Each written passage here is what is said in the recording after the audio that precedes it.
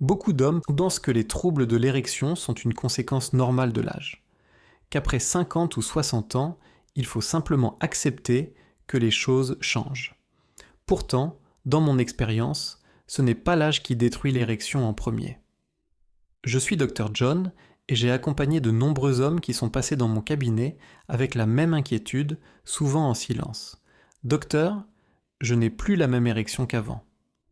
Très souvent, le problème venait d'une erreur précise commise tous les jours sans même s'en rendre compte.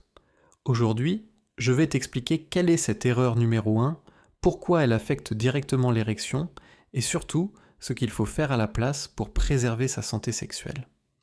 Si cette vidéo t'est utile, tape un en commentaire, clique sur j'aime, abonne-toi et active la cloche de notification pour recevoir automatiquement tous mes prochains conseils, santé claire, fiable et adapté à ton âge. Rappel important.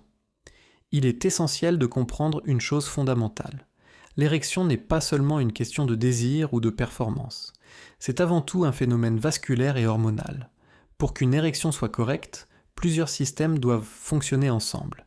Elle dépend directement d'une bonne circulation sanguine, car le pénis a besoin d'un afflux de sang suffisant pour devenir et rester rigide, du bon fonctionnement des nerfs qui transmettent les signaux entre le cerveau et les organes sexuels, des hormones, en particulier la testostérone, qui joue un rôle clé dans le désir et la qualité des érections, et plus largement de l'état général de santé.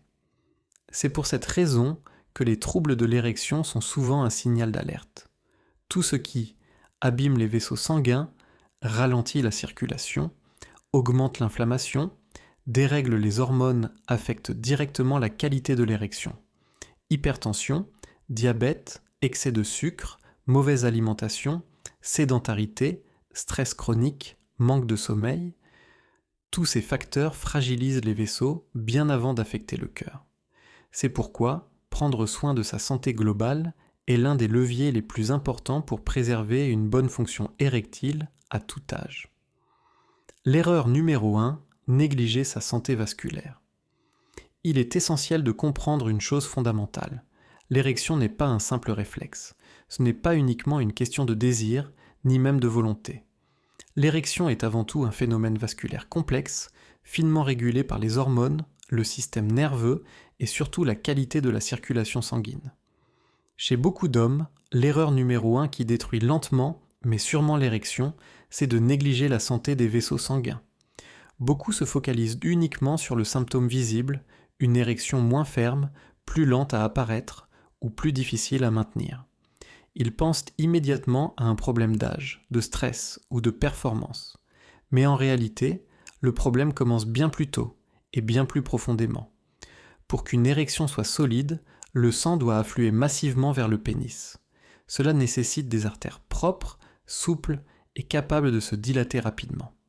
Or, avec les années, et surtout avec certaines habitudes, ces artères se dégradent. Une alimentation trop riche en sucre rapide, en farine raffinée, en produits ultra transformés et en graisses industrielles provoque une inflammation chronique. Cette inflammation endommage progressivement la paroi interne des vaisseaux sanguins. Les artères deviennent plus rigides, moins élastiques, et la circulation devient moins efficace. À cela s'ajoute souvent un mode de vie trop sédentaire. Moins de mouvement, moins de stimulation circulatoire, moins d'oxygène pour les tissus. Le sang circule moins bien, la pression artérielle augmente, et les petits vaisseaux sont les premiers à en souffrir. Et c'est là un point crucial que beaucoup d'hommes ignorent. Les artères du pénis sont beaucoup plus fines que celles du cœur ou du cerveau. Cela signifie que le pénis est souvent le premier organe à signaler un problème vasculaire. Avant même qu'une douleur thoracique apparaisse, avant un essoufflement à l'effort, avant un diagnostic cardiaque, le corps envoie parfois un signal discret mais clair. La qualité de l'érection diminue. Des érections moins rigides, moins durables ou absentes au réveil ne sont pas de simples désagréments. Dans de nombreux cas, ce sont des signaux d'alerte précoce d'un dysfonctionnement cardiovasculaire. Ignorer ces signes, c'est passer à côté d'un message important du corps. Beaucoup d'hommes cherchent alors des solutions rapides, comprimés, stimulants ou stratégies temporaires. Mais ces solutions ne traitent pas la cause. Elles masquent le problème sans réparer les artères, sans améliorer la circulation, sans restaurer la santé vasculaire. Et avec le temps, le trouble s'aggrave.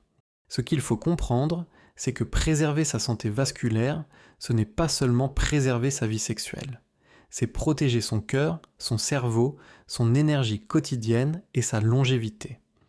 Une bonne érection est souvent le reflet d'un système cardiovasculaire en bonne santé.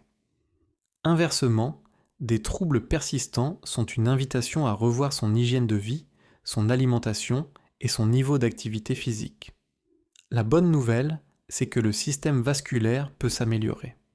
À tout âge, il est possible de soutenir la circulation sanguine, de réduire l'inflammation et de redonner aux vaisseaux une meilleure souplesse. Mais cela commence par une prise de conscience. L'érection n'est pas un problème isolé, c'est un indicateur de santé globale. Pourquoi ? Cette erreur détruit l'érection.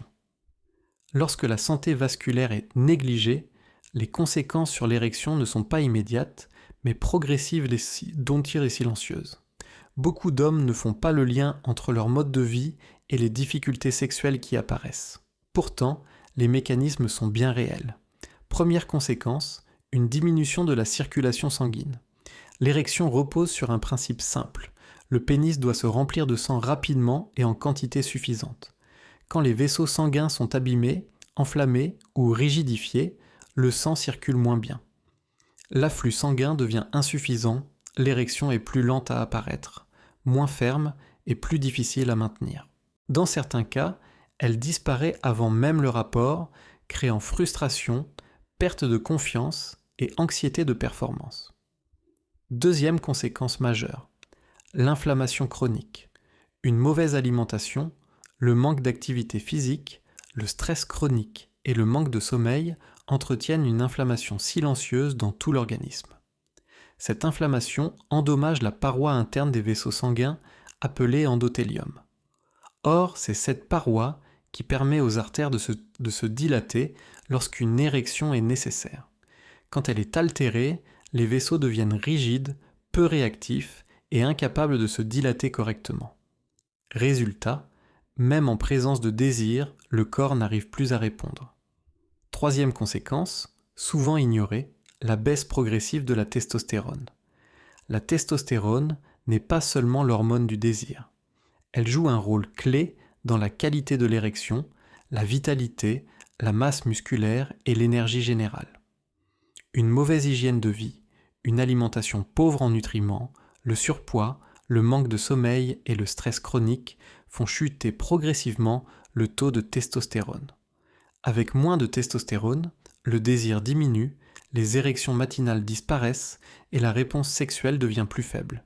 Cette baisse hormonale renforce encore les troubles vasculaires, créant un cercle vicieux. Quatrième facteur aggravant, la fatigue et le stress. Le stress chronique active en permanence le système nerveux de défense. Or, l'érection dépend du système nerveux parasympathique, celui du repos et de la détente. Un homme fatigué, stressé, surchargé mentalement a beaucoup plus de difficultés à obtenir et maintenir une érection.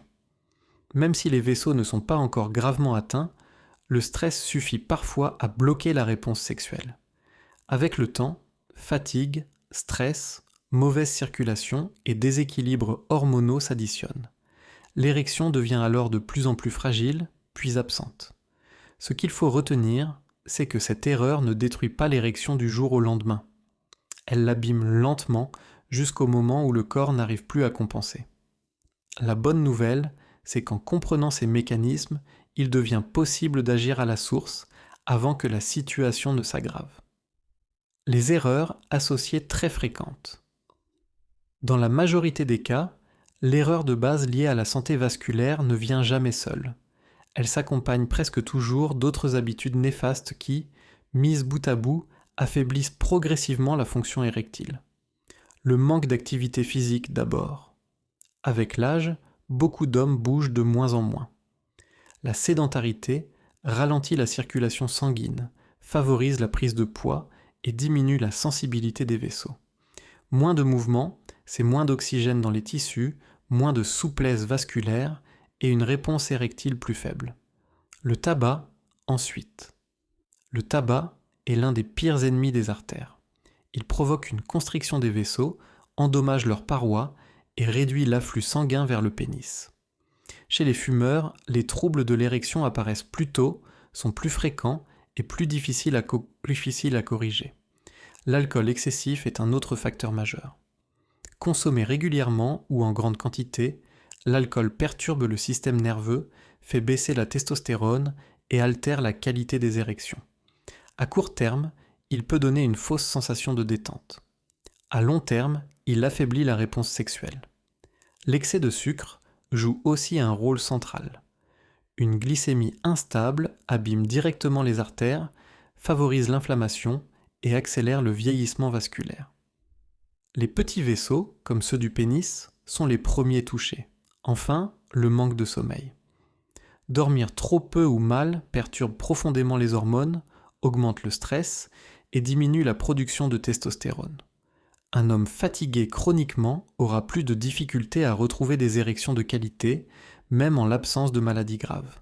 Pris séparément, ces facteurs semblent parfois anodins. Mais ensemble, ils créent un terrain défavorable qui détruit lentement, mais sûrement, la fonction érectile. Ce qu'il faut faire à la place. La première priorité est de protéger les vaisseaux sanguins. Cela passe par une alimentation simple, naturelle et anti-inflammatoire.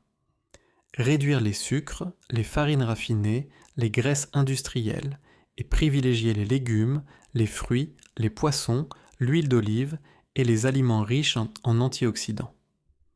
Deuxième pilier fondamental, bouger régulièrement. Il ne s'agit pas de sport intensif, mais de constance. La marche rapide, les exercices doux, le renforcement léger améliorent la circulation, la sensibilité vasculaire et la production hormonale. Troisième point essentiel, stabiliser la glycémie. Des pics de sucre répétés abîment directement les artères et accélèrent les troubles de l'érection. Manger équilibré, associer protéines, fibres et bonne graisse, permet de protéger durablement les vaisseaux. Quatrième élément clé, le sommeil. Dormir suffisamment permet au corps de récupérer, au système nerveux de se réguler et aux hormones, notamment la testostérone, d'être produites correctement. Enfin, il est important de consulter sans tabou. Les troubles de l'érection ne sont pas une faiblesse ni une fatalité liée à l'âge. Ils sont très souvent un signal d'alerte médicale indiquant un problème vasculaire, hormonal ou métabolique sous-jacent. Les ignorer, c'est passer à côté d'un message important du corps. Les comprendre, c'est se donner la possibilité d'agir à temps, pour sa santé sexuelle, mais aussi pour sa santé globale. Conclusion. Ce n'est pas l'âge qui détruit l'érection en premier. Ce qui l'altère progressivement, souvent sans bruit, c'est la négligence de la santé vasculaire. Des artères qui se rigidifient, une circulation qui ralentit, une inflammation chronique qui s'installe et des hormones qui chutent doucement sans que l'on s'en rende compte.